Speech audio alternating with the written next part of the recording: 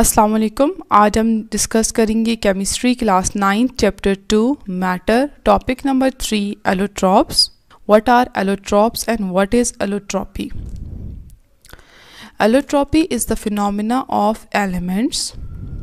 What are elements? Elements are substances that are made up of same type of atoms. ठीक है, हमने last lecture में discuss किया था सेम टाइप ऑफ एटम से जो चीज़ बने उनको हम एलिमेंट्स कहते हैं।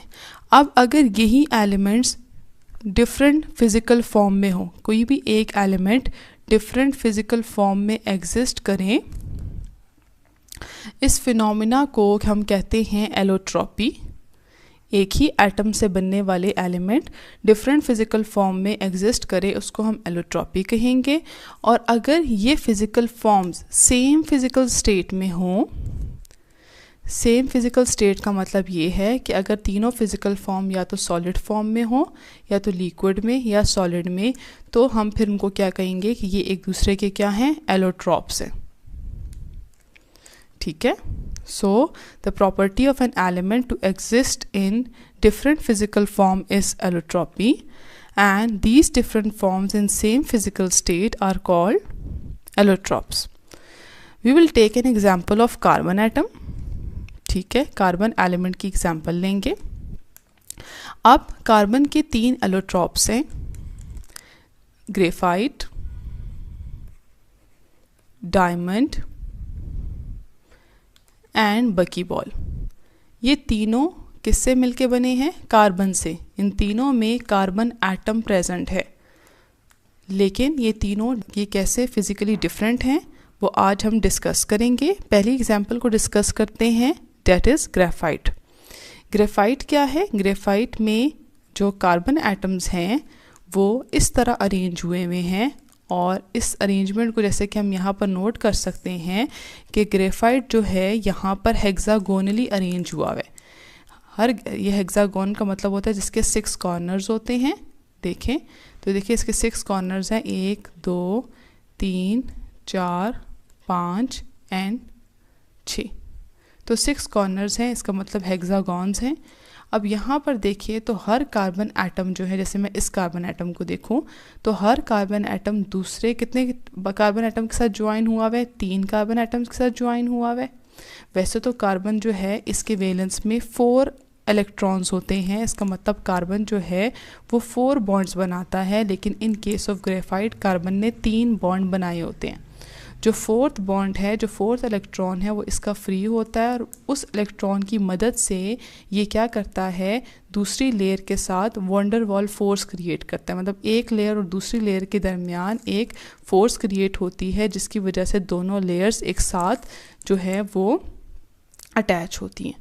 ठीक है, अच्छा, ये वंडरवॉल फोर्स काफ़ी वीक होती हैं, जिसकी वजह से ये स्लाइड कर सकती है, ये लेयर, ये वाली एक लेयर दूसरी लेयर के ऊपर स्लाइड कर सकती है विदाउट ब्रेकिंग दिस बॉन्ड। जो है ये एक लेयर दूसरे लेयर के ऊपर स्लाइड भी कर सकती है। तो कार्बन ने 3 बॉन्ड बनाए हुए हैं, एक इलेक्ट्रॉन फ्री है, इसीलिए जो कार्बन है दैट इज़ इलेक्ट्रिकली कंडक्टर, मतलब ये इलेक्ट्रिसिटी को कंडक्ट करता है, क्योंकि इलेक्ट्रिसिटी को कंडक्ट करने के लिए फ्री इलेक्ट्रॉन्स की ज़रूरत है, और यहाँ पर फ्री इलेक्ट्रॉन्स होते हैं।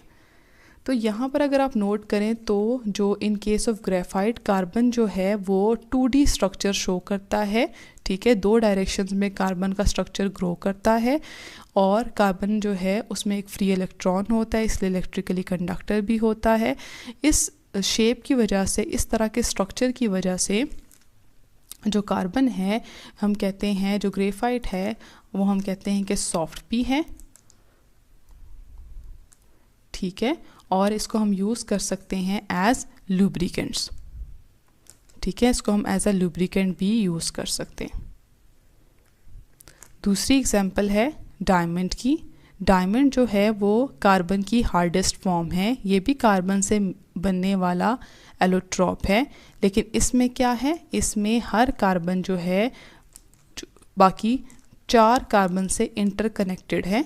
ऐसे in case of graphite 3 carbon से कनेक्टेड था, in case of diamond 4 carbon से कनेक्टेड है। इसका टेट्राहेड्रल स्ट्रक्चर है, इसके सारे बॉन्ड जो हैं, इसके सारे इलेक्ट्रॉन्स जो हैं वो बॉन्डिंग में इन्वॉल्व हुए हुए हैं। इसीलिए क्या होता है, इसमें फ्री इलेक्ट्रॉन नहीं होता, तो ये इलेक्ट्रिसिटी को भी कंडक्ट नहीं करता, इलेक्ट्रिसिटी को कंडक्ट नहीं करता।